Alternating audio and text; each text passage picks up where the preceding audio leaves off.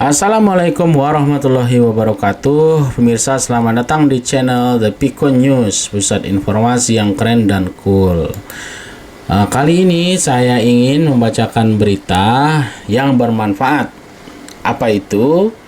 Dimana sekarang ini honorer PNS itu sudah melalui outsourcing.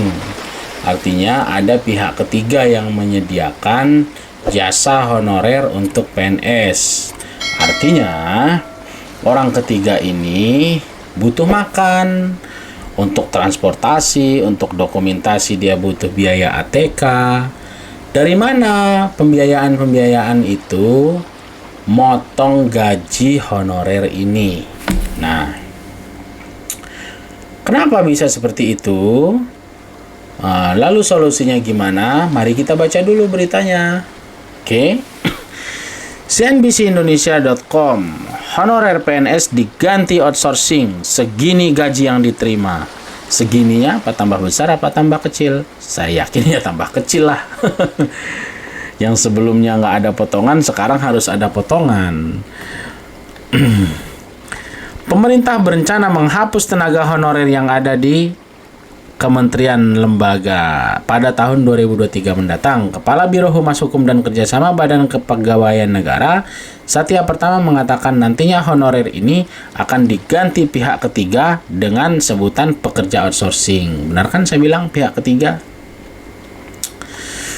Menurutnya saat ini tenaga honorer sudah mulai digantikan dengan pekerja outsourcing seperti satpam, supir, hingga administrasi.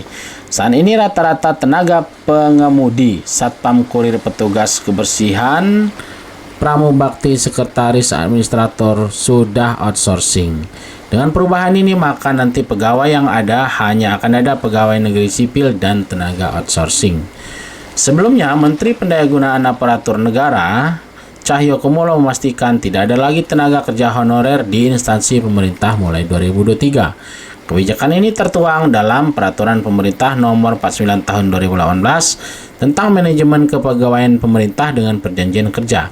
Dalam aturan ini, pegawai non-PNS di instansi pemerintah masih tetap melaksanakan tugas paling lama 5 tahun saat peraturan tersebut berlaku tahun 2023. Saya bacakan sedikit lagi ya pemirsa.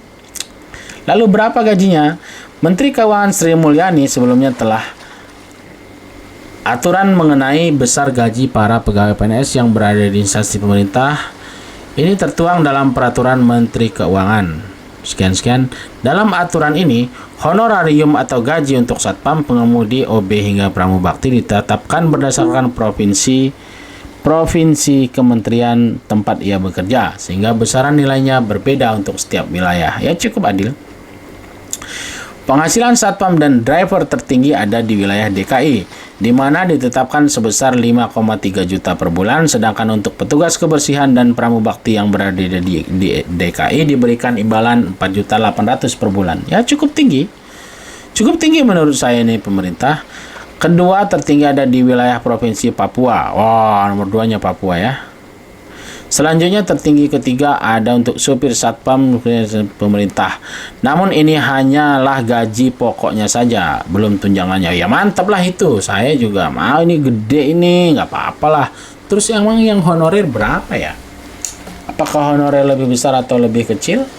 Ya, apa sebenarnya tujuannya? Apakah sebelumnya gaji ini yang menggaji instansi tersebut? Kemudian karyawan contoh 10 dia lapornya 5, lalu uang yang 5 orang itu kemana? Mungkin ya masuk kantong sendiri, kita tidak tahu. Tapi kalau untuk menghindari, maksudnya ini kalau mungkin sebelumnya seperti itu, lalu untuk menghindari itu dibuatkan outsourcing.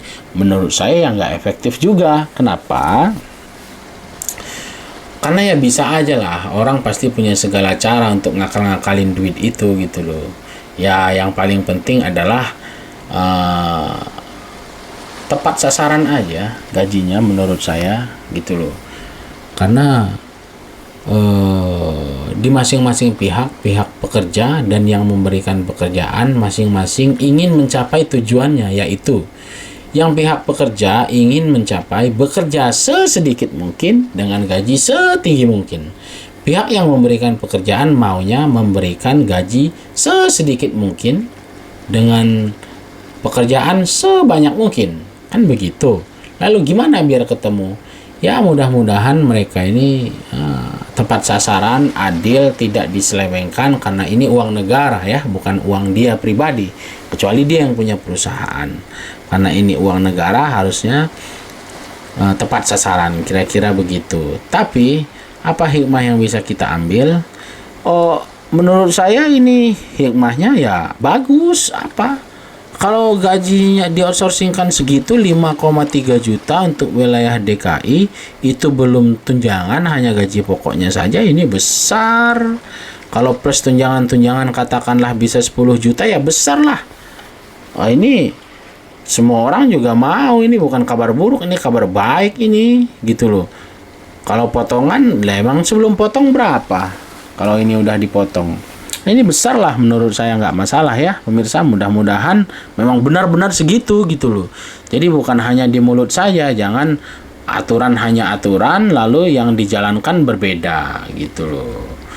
Ya apa hikmah yang bisa kita ambil dari berita ini, bahwa kalau Anda bekerja di outsourcing untuk perusahaan untuk pegawai honorer pemerintah, gajinya segitu.